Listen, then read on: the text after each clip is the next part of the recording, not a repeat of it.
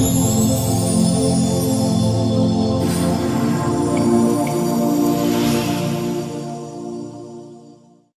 बच्चों, कैसे हैं आप? उम्मीद करती हूँ आप बढ़िया और एकदम मज़े में होंगे। तो आइए बच्चों, आज एक बहुत ही बढ़िया कहानी पढ़ेंगे और इससे मिलने वाली सीख को आप अपने जीवन में ज़रूर अपनाइएगा। ये मुझे पूरी उम्मीद है आप ऐसा करेंगे, क्योंकि कहानियाँ हमारा मनोरंजन तो करती हैं, साथ में हमें अच्छी बढ़िया सीख देती हैं, जिससे हमारा जीवन अच्छे से चल पाए। तो हमारी इस कहानी का नाम है बच्चों, जैसे को तैसा। बच्चों, कहानी हमारी यूं शुरू होती है। गांव का एक बूढ़ा चौधरी शहर में बेचने के लिए लकड़ियों से भरी गाड़ी लेकर शहर आया। तभी वहां एक सेठ आया और चौधरी की गाड़ी को नजर भरकर देखने के बाद सेठ ने बूढ़े चौधरी से पूछा, बाबा गाड़ी का क्या लोगे? बूढ़ा चौधरी बोला, एक दाम पूरे 5 रुपए लूंगा। अब इसमें कमी पेशी मत करना। कमी पेशी यानी कि ऊपर नीचे, कम ज्यादा मत करना। सेठ ने कहा, बाबा तुमने कहा है तो मैं गाड़ी के पूरे 5 रुपए ही दूंगा। चल जल्दी कर, मेरी हवेली तक तो चल। सेठ के साथ चौधरी उसकी हवेली गया। वहां पहुंचकर पहले गाड़ी में जुते बैलों की गर्दन से गाड़ी का जुआ हटाया, बैलों को एक तरफ बांधा, फिर गाड़ी में रखी तमाम लकड़ियां निकालकर आंगन में रख दी। सेठ ने खुशी खुशी 5 रुपए चौधरी को दे दिए। चौधरी अपने बैलों को फिर से गाड़ी में जोतने लगा तो सेठ गरज कर बोला, खबरदार, गाड़ी और बैलों को हाथ मत लगाना। गाड़ी और बैलों की मैंने पूरी कीमत चुकाई है, अब ये मेरे हो गए हैं। मैंने तुमसे गाड़ी का मोल पूछा था या लकड़ियों का? जरा याद करो। मैंने कहा था कि बाबा गाड़ी का क्या लोगे? कहा था नहीं कहा था? तुमने 5 रुपए मांगे, मैंने 5 रुपए तुम्हें दे दिए। गाड़ी का मोल करते वक्त गाड़ी में बैल भी जुते थे कि नहीं? सच बताना। एक दिन सबको भगवान को मुंह दिखाना है। तो इस तरह सेठ उस पर गरज पड़ा कि मैंने तुमसे गाड़ी के मोल भाव किया था और तुमने 5 रुपए बताए थे। गाड़ी में बैल भी जुते हैं, तो इस कारण बैल और गाड़ी दोनों मेरे हो गए। बूढ़े चौधरी के कांटों को खून नहीं। बूढ़ा चौधरी अटकते अटकते बोला, बैल जुते हुए जरूर थे, परंतु सेठ जी मैंने तो आपको लकड़ियों का दाम बताया था। गाड़ी बैल कहीं 5 रुपए में आते हैं? सेठ बोला, पर मैंने तो तुमसे गाड़ी का दाम पूछा था और गाड़ी के दाम देने की बात की थी। गाड़ी बैल 5 रुपए में आते हैं या नहीं, यह तुझे पता होगा। आदमी की जबान एक होती है कि दो। अब बाबा जाते हो या धक्के मार के निकलवाऊं? चौधरी चतुर नहीं था। गाड़ी छोड़ते हुए कलेजे पे आरा सा चल रहा था। सेठ जी के आगे हाथ जोड़कर गिर रहा है। उसके पांव पर पगड़ी रखकर रोते हुए बोला, मेरे समझने में भूल हो गई। मैंने तो लकड़ियों का मोल बताया था। आप बड़े हैं, गरीब पर दया करें। पर सेठ के कान पर जू तक ना रहेंगी, अपनी बात पर ही अड़ा रहा। चौधरी को समझाया कि दुनिया में जबान से बढ़कर कुछ नहीं है। जबान से ही बरकत होती है। बरकत यानी कि हमारी तरक्की। जबान से पलट जाए वह कैसा आदमी? जबान से तो लाखों के वारे न्यारे होते हैं, यह तो सिर्फ गाड़ी बैल है। अगर तेरी तरह सब पल पल में जबान को मुकरने लगे, मुकरने यानी कि पलटने लगे, तो दुनिया का काम कैसे चलेगा? ये सेठ जी ने कहा। बेचारा चौधरी पांव घसीटता हुआ हवेली से निकला और अपने गांव आ गया। घर पहुंचते ही बड़े बेटे ने पूछा, बाबा बैलगाड़ी कहाँ है? रास्ते में खराब तो नहीं हो गई? बहुत तकलीफ पाई होगी आपने। बाबा ने खींचकर कहा, बैलगाड़ी तो ठिकाने लग गई। तुम में अगर दम हो तो कुछ करो। उस चतुर सुजान सेठ के आगे मेरी एक ना चली। तकलीफ की क्या पूछते हो? ठेठ शहर से पांव रगड़ता आ रहा हूं। बूढ़े चौधरी ने सारी बात अपने बेटों को बताई। कहा, मेरे साथ तो ऐसा हुआ। सेठ के आगे खूब रोया, गिड़गिड़ाया, पाँव में पगड़ी रखी, पर उसने तो बस रट लगा ली थी कि आदमी की जबान एक होती है। जबान से लाखों के वारे न्यारे होते हैं। अगर आदमी और जबान बदलने लगा तो दुनिया कैसे चलेगी? मुझे तो उसने कुछ बोलने ही नहीं दिया। चौधरी के चारों जवान बेटों की आंखों में खून उतर आया।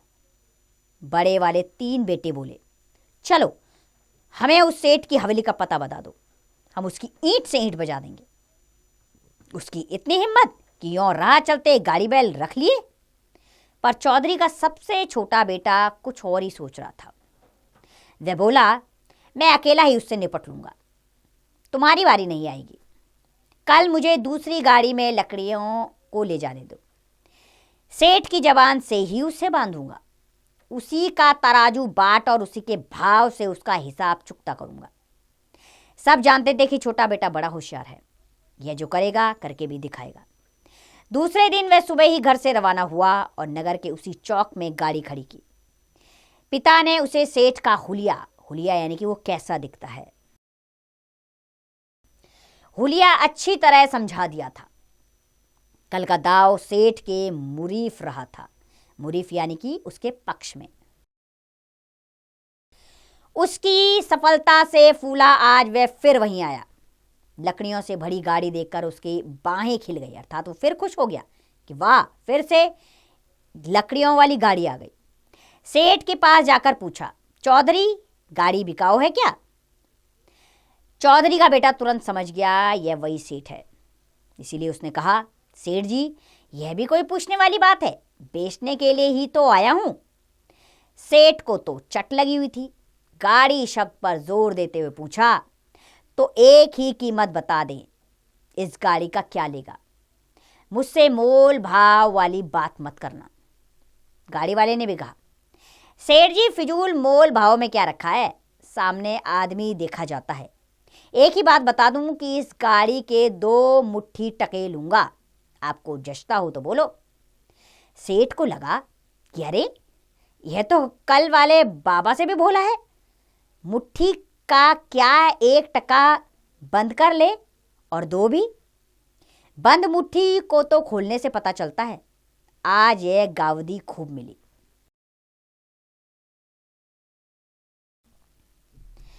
फिर ऊपरी मन से बोला, गाड़ी का दाम तो तूने ज्यादा बताया, पर अब राजा कर्ण की बेला कौन झिकझिक करे, चल मेरी हवेली तक तो चल।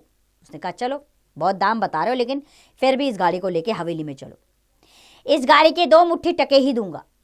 हवेली पहुंचकर सेठ ने कहा, बोहनी के बखत पहले दाम पल्ले बांध ले, फिर गाड़ी खोलना।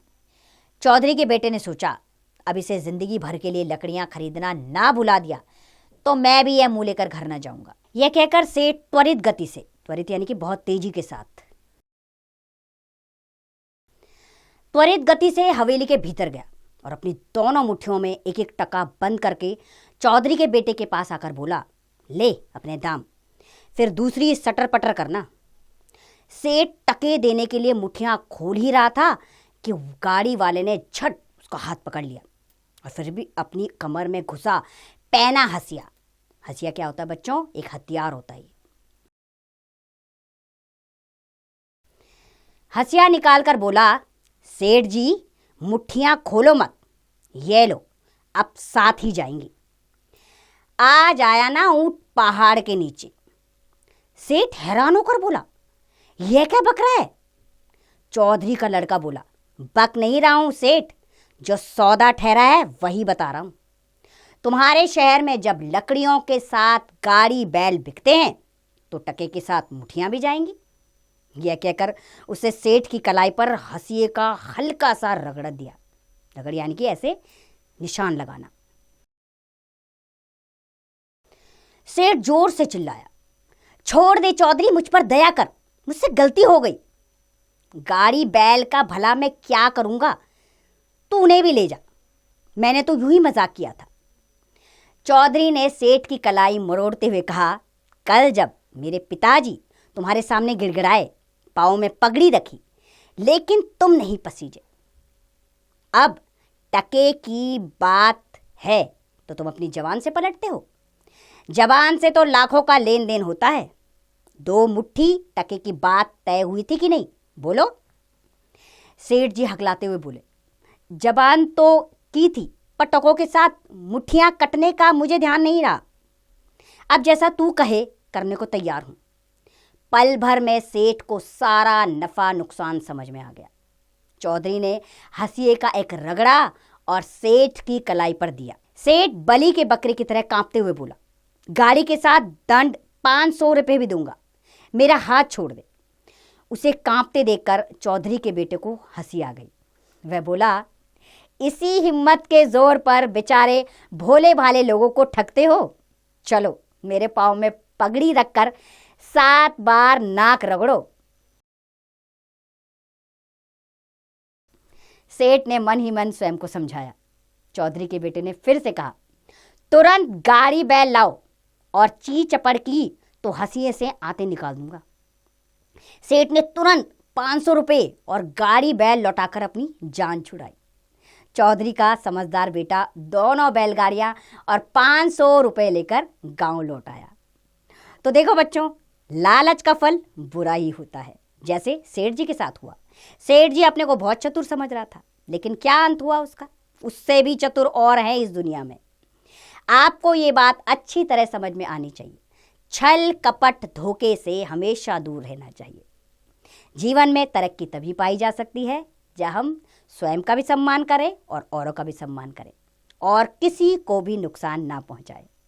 मुझे पूरी उम्मीद है ये कहानी आपको बहुत पसंद आई होगी और आप इससे मिलने वाली शिक्षा को अपने जीवन में ज़रूर उतारेंगे और छल कपट से हमेशा सावधान रहेंगे और सच्चे मित्रों को अपने जीवन में लाएंगे।